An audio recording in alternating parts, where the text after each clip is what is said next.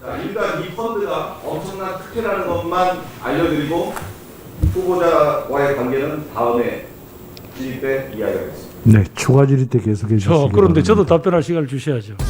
네, 간단하게 우선 뭐 답변. 오늘 그러니까 지금까지 의혹만 제기해놓고 저는 그냥 가만히 있어야 됩니까? 지금 요 장면만 보시는 국민도 있는데, 아니 그러니까 왜 특혜라는 걸 이야기하셔야지. 그래 저 상황이 저렇다는 거를 아니 저한테 후보자님, 일방적으로 강조하시니까. 여기 안 끝났으니까. 아니 이 문제에 대해서 무슨 정리를 해주십시오, 위원장님. 아니 그러니까 계속 아니 그런 아직 시간입니까? 설명을 하다가 피해자네요. 현재로서는 이제 그 같은 라임 펀드 가입자들하고 똑같은 피해자죠. 그렇죠. 의원님, 앞으로 제가 지금 비우선 받으려고 있는 거 아닙니다. 후보자님 아무리 진정하세요. 후보자인데 이게 진정하세요. 뭡니까? 아무리 그렇지. 네. 지금 주고받는데 지금 비웃으시면 아니 됩니까? 질문이 우습다니요. 동료 질문이 우습다니요. 마이크 키워 사과하세요. 선서 양심에 따라 숨김과 보탬이 없이 사실 그대로 말할 것을 맹세합니다. 네, 이어서 라임 사태 관련해서 총리 후보자 가족과의 관계에 대해서 질의하겠습니다. 라임 사태와 관련해서 후보자 자녀 일가에 맞춤형 특혜 펀드가 개설됐다라고 하는 의혹이 지난해 11월에 언론을 통해서 알려졌습니다. 그때 그 기사 보셨죠? 예, 그 기자로부터 전화를 받고 알았습니다. 예, 그 처음 보도한 기자를 기자가 후보자한테 전화를 했나요? 아니면 후보자께서 기자한테 전화를 하셨나요? 제가 뭐 할 일은 없고, 예, 그 기자가 전화가 왔더라고요. 이런 예. 내용을 알고 있냐고. 그래서 저는 뭐 금시초문이라고 그래 말씀드렸습니다. 예. 해당 기사를 내리지 않으면 소송을 하겠다는 입장을 밝히셨었나요? 그래서 언론중재위에 신청을 했습니다. 왜냐하면 제목을 김부겸 사회 일가로 되어 있습니다. 그 사회는 엄연히 자기 경제 행위를 하는 독립 주체인데 왜 그게 김부겸 사회가 제목이 돼야 되느냐? 나머지 뭐 보도 내용이야 당신들이 어떻게 썼던. 그래서 네. 제가 그걸 언론중재위에 신청을 했었습니다. 네. 하여튼 기자한테 해당 기사를 내리지 않으면 소송하겠다는 입장을 밝히셨네요. 그 자리에서는 아니고요. 네. 예.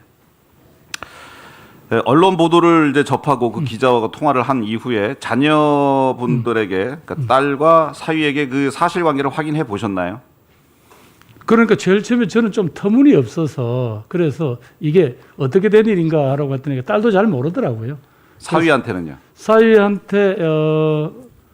사위한테는 조금 뒤에 그 내용이라도 전부 흐름을 좀 알자 그랬더니 뭐 대충 내용을 구체적으로 내가 들어봐야 저는 펀드에 대해서 잘 모르니까 가입 조건이나 이런 데서 아까 말씀드린 대로 저기서 너희 가족만 넣었다는데 그랬더니 그게 아니고 이종필 씨라는 분이 뭐 했다 이런 설명을 들었습니다. 그러니까 만에 하나 예. 그 사위 예. 따님의 가족이 예.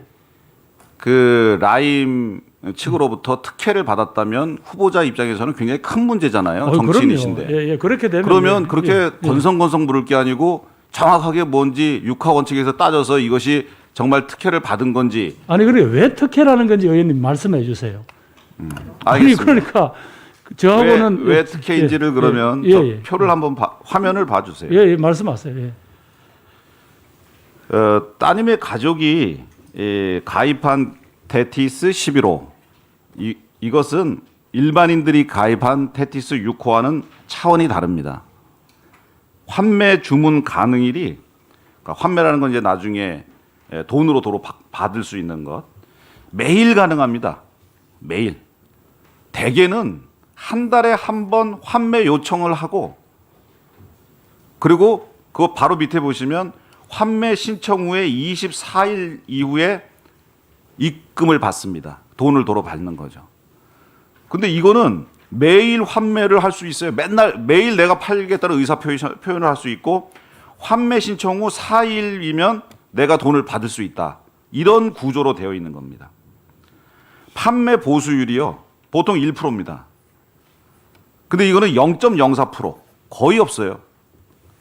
환매 수수료는 아예 없습니다. 일반적으로 최대 70%까지이고요. 보통 30%는 넘습니다. 아예 수수료가 없어요. 성과 보수도 이 사람들이 펀드를 만들어서 돈을 버는 사람인데 연 8% 초과 수익이 50% 이 정도는 자기네가 성과 보수로 받거든요. 왜냐하면 가입한 사람한테 당신한테 돈 이만큼 많이 벌어줬으니까 우리가 운용을 잘해서 이만큼은 초과 수익 받으면 내놔라 이렇게 하는데 없어요. 이런 어마어마한 조건, 대한민국의 일반 국민은 상상할 수도 없는 조건으로 가입자가 후보자 자녀 일가족, 예? 그리고 라임의 부사장인 이종필, 그리고 법인이 하나 있는데 이 법인은 아시다시피 라임 전 부사장인 이종필이 세운 자회사입니다. 즉 후보자 자녀를 위해 이종필 부사장이 만들어준 펀드예요. 아니 그러니까 그 후보자 제 사위가 아까 이야기한 대로 저하고는 뭐 경제 단위가 다르니까 소위 말해서 돈 있는 물봉을 잡은 건지 저를 보고 했던 건지 그래 그 문제를 뭘 이야기를 하셔야죠. 그러면 아까 의원님 저 테티스 11호의 총 가입 금액이 얼마입니까? 자, 펀드 금액이 얼마입니까? 질문은 제가 하는 거고 답변은 후보자가 하시는 그래, 겁니다. 말씀하세요. 후보자께서 그러니까. 저한테 묻지 마시고 예. 후보자 자녀가 가입한 이 펀드에 이 테티스 11호에 라임 부사장 이종필 씨가 가입됐다는 것은 또 뭘 의미하는 거냐면 이 펀드에 문제가 생기면 이종필 씨가 바로 알려주고요. 바로 아까 같이 환매 주문하고 환매 신청해서 돈을 바로 뺄 수 있는 구조로 되어 있다는 그런 말씀이에요. 그러니까 이거는 후보자님하고 상관은 없다 치더라도 사위나 이 딸 가족한테는 어마어마한 특혜를 준 것은 분명해 보이죠. 어떤 뭐 자기들끼리 어떤 거래가 있었는지 모르지만 분명히 지금 보이죠? 의원님 설명에는 그래 보이네요. 예. 뭐 제가 아니고 언론에서 다 그렇게 분석하고 있습니다. 예, 그런데 예. 엄청난 특혜를 받게 된 거죠. 문제가 생기면 정보를 이용해서 언제든지 신속하게 빠져나갈 수 있도록 설계가 되어 있습니다. 이런 펀드는 사실 일반 국민들 라임 사태로 인해서 피해를 본 그 국민들은 정말 이 보면은 화가 머리끝까지 나죠. 어떻게 우리는 엄청난 피해를 주고 이렇게 특혜를 주는 펀드를 만들 수가 있느냐. 그 다음 장을 한번 봐주세요. 후보자 자녀 일가가 자금 회수를 시도했습니다. 후보자께서는 서면 질문으로 손해를 봤다 그랬죠. 투자 자금을 받지 못해서 손해를 봤다. 그래서 우리도 피해자다. 그러니까 현재는 손해를 본 상태다. 그렇게 이야기를 그렇게 들었습니다. 얘기했죠. 그런데 예. 실제로 이제 금융 당국이 10월 10일을 이제 라임 사태가 막 터지니까요. 10월 10일 환매 중단일로 10월 10일을 정합니다. 그랬더니 10월 1일 날 청구를 해서 10월 8일 날 대금을 받으려고 딱 이렇게 다 해놨어요. 자금 회수를 시도했어요. 근데 금융당국이 8일도 안 된다. 시간이 다 됐네요.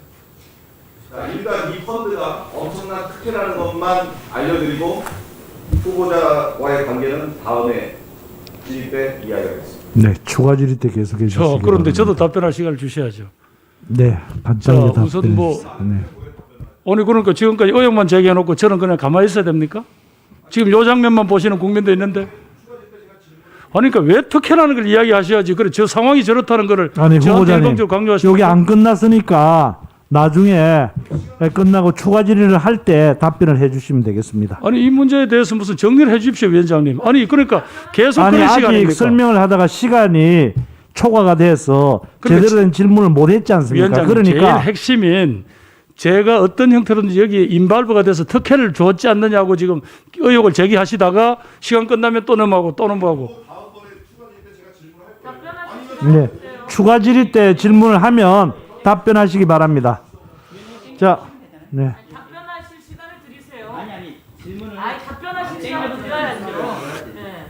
아니 그러면은 우리 의원님들께서 동의를 하신다면 한 5분을 더 추가 질의 다음 질문에 5분을 땡겨 쓸 수 있도록 동의를 해 주시겠어요? 답변하시면 되죠. 네, 장. 땡겨서 쓰는 건 땡겨서 씁니까? 답변하시면 되죠. 그러면 의사진행 발언은 답변에 대한 거죠. 자, 그러면 우리 후보자가 간단하게 답변할 시간을 드리겠습니다. 말씀 안 하셔도 알겠습니다. 무슨 뜻인지. 자, 한 예. 1분만 하십시오. 그럼 1분만. 네. 위원장님, 우리 청문위원도 아무리 국민의 대표라고 해도 인사청문회법을 준수할 의무가 있습니다. 있습니까? 없습니까? 우리 다. 있죠, 당연히. 그런데 지금 우리는 일부 의원들은 청문회법을 위반하고 있습니다. 청문회 7조 사항에 보면은 위원들의 질의는 일문일답형으로 하게 되어 있습니다. 일문일답입니다.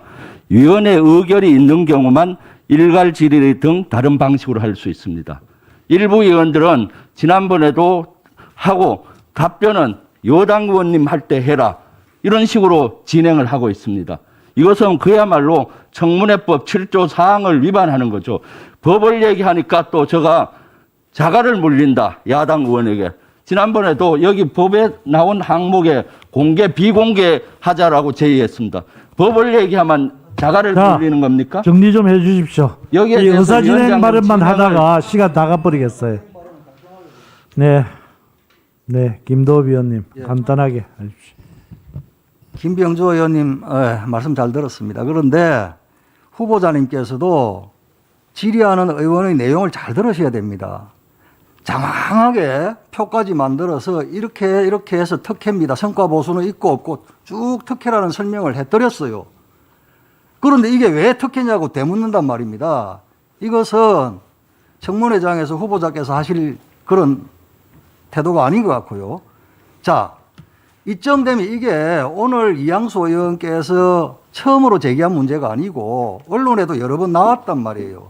그러면 사회를 통해서 이러이러한 특혜가 있다는데 어떻게 해서 이 테티스 11호 펀드에 투자를 하게 됐는지 자세하게 듣고 이것은 사회의 개인 역량인지 아니면 뭐 어떤 뒷배를 보고 한 건지 여기에 대해서 답변을 해 주셔야지 이게 왜 특혜냐고 되묻는다? 지금 시간 내내 특혜, 이게 왜 특혜인지를 설명을 했잖아요. 예? 아니 저 위원장님 자, 저한테 잠깐만 밝혀 후보자님 주세요. 예. 후보자님께 간단하게 예. 답변할 기회를 드리겠습니다. 예. 짧게 정리해 주세요. 두 분께서 그렇게 말씀하시면 그 라임에 저 펀드를 판 사람이 내일 정언으로 나오니까 여쭤보십시오만은 그 양반이 어제 편지를 뭐 냈더라고요. 나는 그 양반하고 일면식도 없고 그런데 여러분들이 아까 얘기한 내가 왜 특혜냐고 이야기를 했을 때 저런 게 특혜면 그거 바로 그 특혜하고 저하고 어떤 관계가 있는지는 말씀 안 하시고 계속 네 사위니까 특혜를 받았으니까 뭐가 네가 책임을 져라. 아주 뭐 저는 지금까지 살아오면서 무슨 저 펀드에 가입한 적도 없고 뭘 한 적도 없습니다만은 도대체 저런 이야기가 그때 왜 아까 이야기한 대로 말씀드린 대로 후보자인 저한테 저게 말하자면 그게 뭐 불똥은 튈 수는 있겠지만 그걸 마치 제가 어떤 형태로 영향을 미친 것처럼 전제하고 지금 질문하시니까 저로서는 거기에 대해서 항변할 수밖에 없죠. 아니 후보자님 잠깐만. 그러니까 그걸 이야기를 하세요. 어떤 위원장으로서 저 예. 후보자께 한 말씀 네. 드리겠습니다. 네네. 예. 후보자께서 의도했든 안 했든 간에 네네. 그 거래가 이루어졌을 때는 네. 그것을 주선한 사람이든 아니면 혜택을 받은 사람이든지 간에 후보자가 뒤에 있다는 것을 전제로 하고 유력한 정치인이 뒤에 있다는 것을 전제로 하고 이루어진 것이다라고 사람들은 추정할 수가 있는 겁니다. 그러시면요, 그렇기 때문에 네네. 그런 것을 감안을 하시고 답변을 하셔야지 나는 아무런 관계가 없다라고만 주장하신다는 그래서 것은 내일 지금 정확한 답변이 아닌 것 같습니다. 내일 저분이 아마 정인으로 나오는 걸로 알고 있습니다. 내일 거기서 정확하게 추궁해 주시고요.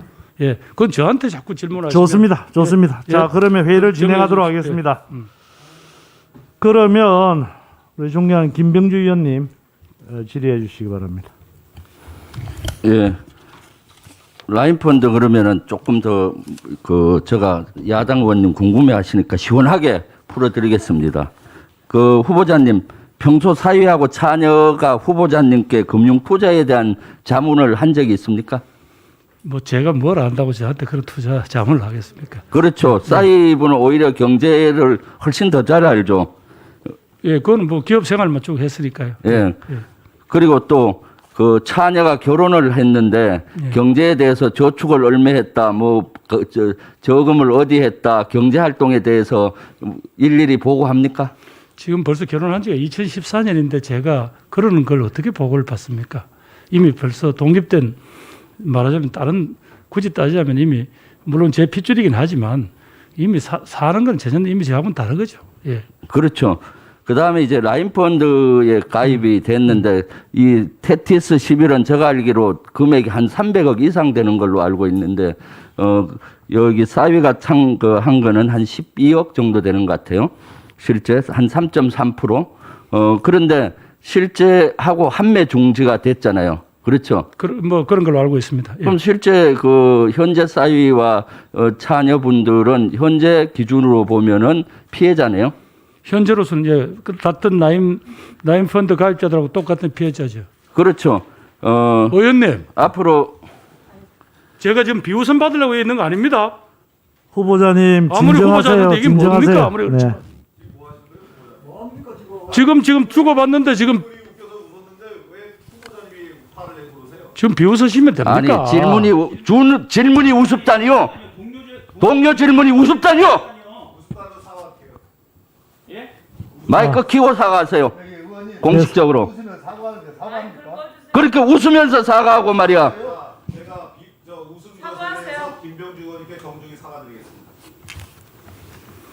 박수 치면서 위원장님, 저도 두 분 의원님께 좀 무리한 짓을 한 데 대해서 사과드리겠습니다. 네, 좋습니다. 질의 계속해 주시죠. 네.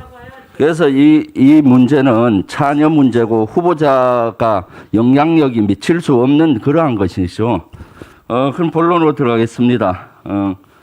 후쿠시마 오염수 방류에 대해서 질문 드리겠습니다. 지난 4월 13일 날 일본 정부가 후쿠시마 원전 오염수를 정화 후에